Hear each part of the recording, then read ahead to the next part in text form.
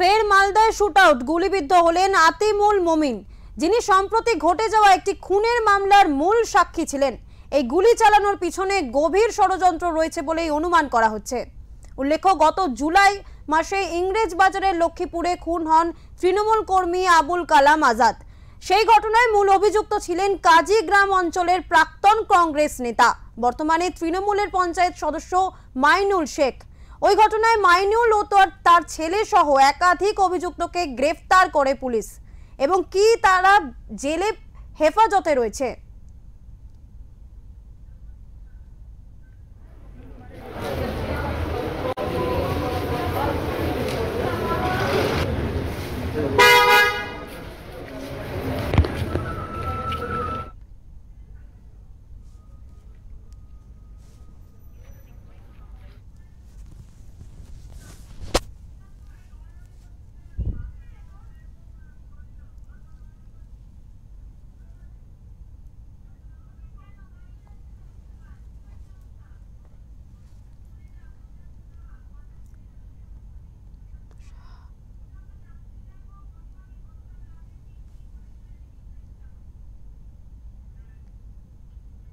এই মুহূর্তে আমাদের সঙ্গে মালদা থেকে রয়েছে আমাদের প্রতিনিধি প্রশান্ত সাহা।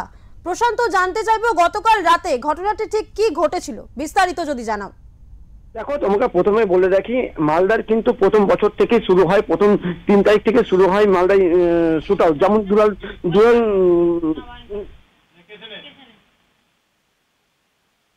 ইংরেজ বাজারের লক্ষ্মীপুরে খুন হয় তৃণমূল কর্মী আবুল কালাম আজাদ।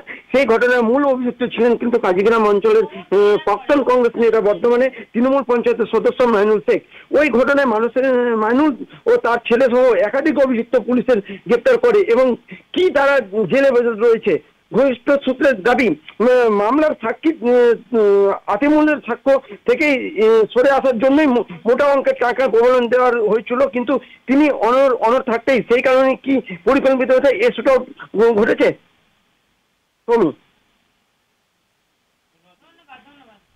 ধন্যবাদ।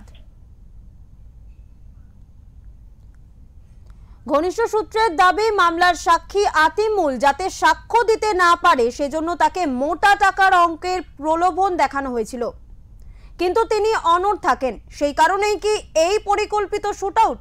উঠছে একাধিক প্রশ্ন।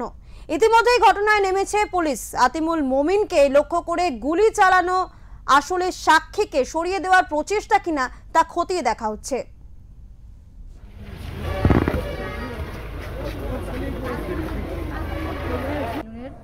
ওরকে হাঁটাবার জন্য আজকে গুলি মারা হয়েছে।